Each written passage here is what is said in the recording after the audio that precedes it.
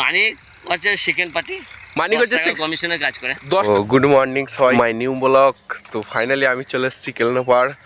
তো আর আজকে হচ্ছে কাজ করবো বাড়িতে, ধান কাটতে যাব, কারণ আজকে মাঠ যেতে হবে। তো তার জন্য মাঠ যাবো, তোমার সাথে আবার পরে দেখা হচ্ছে। ব্যাপারটা বুঝতেই পেরেছো তোমরা যে কতটা আজকের ওপর চাপ যাবে আমার। আনন্দ সংবাদ সকল গ্রামবাসীকে জানাই সাদর আমন্ত্রণ। হ্যাঁ, মনে রাখুন, জেনে রাখুন দাদা ভাই, শাসপুর স্টেশনে যে মেলাটি ফাল্গুন মাসে হয়, সেই মেলাটি এখন আগিয়ে 7ই পৌষ থেকে আরম্ভ হবে, যার শুভ উদ্বোধন 7ই পৌষ। তো ফাইনালি আমি এখন বেরিয়ে পড়লাম ধান কাটতে। তো এইটা দিয়ে ধান কাটবো, তোমরা তো দেখতেই পাচ্ছ এই কাজটা। তো এখন ধান কাটতে যাচ্ছি, আর তোমাদের সাথে আবার দেখা হচ্ছে। তো আমি এখন যাচ্ছি, তোমার সাথে ধান কাটা আবার শেয়ার করছি।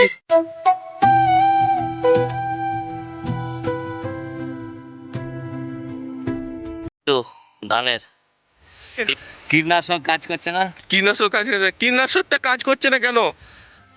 মানে কীটনাশকে যে সক্রিয়া দেওয়ার মানে উচিত ছিল, হ্যাঁ, মানে কেমিক্যাল ইন্ডাস্ট্রিয়ালের যে সমস্ত যারা কীটনাশক মানে প্রোডাক্ট করে, হ্যাঁ, তাদের মানে দোরগোড়ায় ইনকাম ট্যাক্সের অফিসার বা যারা চেকিং অফিসার, কেউ চেকিং করছে না, যাচ্ছে, নোট খেয়ে নিচ্ছে, নোট খেয়ে নিচ্ছে। ও ব্যাপারটা আগে কৃষকের এই হাল, মানে 8বার 9বার করে স্প্রে করেও কোনো মাজরা জমি থেকে উঠে নাই। এইসব ভেজাল ওষুধ, কোনো চেকিং হচ্ছে না। এখানে চোরের দেশ, যত রকম লুটপাট করে খাওয়ার, এই হচ্ছে ভারতবর্ষ। এটাই হলো ভারতবর্ষ তুমি বলতে চাইছো। আর এই জায়গাতেই তুমি এখন বসবাস করো, আর অনেক অনেক কৃষক আত্মহত্যা করে মারা যাচ্ছে না। ওই তো অকাল মৃত্যু ধানের অকাল মৃত্যুর জন্য অনেক কৃষক মারা যাচ্ছে, ফসলের দাম পাচ্ছে না, এবং লাভজনক যে একটা বেনিফিট সেটা পাচ্ছে না মানুষ। ঠিক আছে, কৃষক, হ্যাঁ, এই অকাল মৃত্যুর জন্য কৃষকের কোনো হাত নেই এখানে। কৃষক জানে পড়ানে যাতে করে 10খানা 12খানা করে খায় ধান বিঘেতে ফলায়, সেরকম আপ্রাণ চেষ্টা করেও তারা বিফলে যাচ্ছে। এক হচ্ছে প্রাকৃতিক বিপর্যয়, দ্বিতীয় হচ্ছে মানে চোরের দেশ, যত রকম ভেজাল ওষুধ সাপ্লাই করা হয়। শুনেছি নাকি ওই মানিকদা খাস ধান বেশি রেটে না, মানিক হচ্ছে সেকেন্ড পার্টি, মানিক হচ্ছে কমিশনের কাজ করে, 10 টাকা কমিশনের কাজ করে।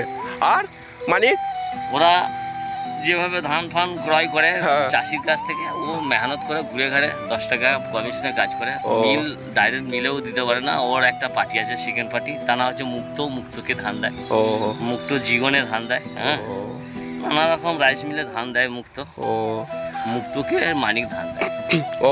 আর মানিক যে তোমার জন্য বলছিল ও ভাষণ দিতে পারে না, তো তুমি কি বলতে চাও মানিকের জন্য? ভাষণ আমি ভালোই দিতে পারি। ফাইনালি আমি জানি না কিভাবে ধানটা কেটে দিয়েছে। তো ধান আমি এখন কাটবো না। তো চলো, ধানটা তো কেটে দিয়েছে, তো আমি এখন নিয়ে গিয়ে 2টি গাদা দিয়ে দিই। তো ফাইনালি আমাদের গাদা দেওয়া শেষ হয়ে গেলো, এখন আমরা যাচ্ছি। তো চলো বাড়ি ফিরে যাই। এখন আমরা গাড়ি দেখতে এসেছি, কারণ ঠান্ডা গাড়িটাকে নিয়ে চলে যাবো বাড়ি। তো এই গাড়িতে ছেড়ে আজকে নিয়ে চলে যাবো। ক্যামেরাম্যান দেখাও ওই গাড়িটা। তো ফাইনালি আমার আব্বুজান বললো যে গাড়িটা আমাদের ধানটা ঝেড়ে দেয় নাকি, দেখে শোকা। তো আমি দেখতে গেছিলাম, তো বলছিল যে ধানটা ঝেড়ে দেবে। তো একটু পর যাচ্ছি, বুঝতেই পারছো তোমরা, যাবে একটু পর। আমাদের ধান ঝাড়া শেষ, খামারে ধান চলে এসছে। এই গাড়িটা কিভাবে ধান নিয়ে যাচ্ছে তোমরা দেখতে থাকো। আমরা এখন বেরিয়ে পড়েছি, আয়াতে যাব। তো খণ্ডঘোষ যাবো। তো কেনাকাটার পর তোমাদের সাথে দেখা হচ্ছে যে আজকে তিরপল আর ধামা কিনবো। তো তোমার সাথে পরে দেখা হচ্ছে। আর প্যান্ট কিনতে যাচ্ছি, ঠিক আছে, তোমার সাথে পরে দেখাবো সব কিছু। আমি চলে এলাম বাজার, আর আমার বন্ধুরাও এসেছে। তো ওরা যাবে আমার সাথে প্যান্ট জামা কিনবো, তার জন্য ওরা যাবে। তো ব্যাপার হচ্ছে, চলো তোমাদেরকে দেখাচ্ছি কি কি কেনাকাটা করলাম। আমার একটা বন্ধু পার্টি অফিসের ভিতরে ছিল, তার জন্য আমি একটু পার্টি অফিসটা ঘুরে দেখে এলাম। দেখো তোমরা টিএমসির পার্টি অফিসটা কত সুন্দর করেছে, দেখতেই পাচ্ছ সব কিছু টিএমসি পার্টি অফিসে আছে। আর ওই টফিটা দেখো কত সুন্দর টফি একটা। আমি যে দেখি জামা প্যান্টের দোকানে আবার ফুল রেখেছে। ও, আমি বুঝতে পারিনি তো এই কদিন আগে প্রপোজ ডে ছিল। তো যারা যারা ভালোবাসো অবশ্যই প্রপোজ ডেতে প্রপোজ করবে, কারণ আমার এখন দরকার নেই, প্রপোজ ডে পেরিয়ে গেছে। এই জিন্সটা কেমন হয়েছে অবশ্যই জানাবে আমাকে, কারণ তোমরা তো কমেন্ট করবে, কারণ হচ্ছে জিন্সটা আমি নিয়েছি।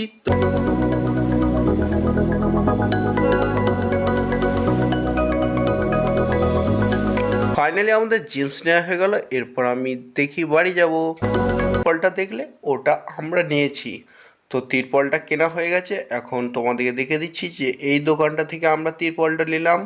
দোকানটা একটু তোমরা ছোট্ট করে ভিউটা দেখে নাও।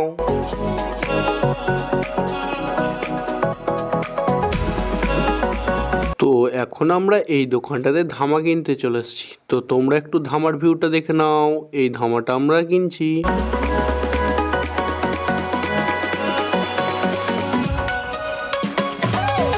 এটা হলো আমার একটা বন্ধুর দোকান। তো দোকানটাকে কিভাবে লাইট দিয়ে সাজিয়েছে দেখো। তো দোকানটা মনে হচ্ছে ওর বিয়ে বাড়ি হচ্ছে। তো আমরা চলে এলাম নেপালদার মোগলাইয়ের দোকান। তো নেপালদা এখন বলছে যে তোমরা কি করছো, তা আমি বললাম ব্লগ করছি।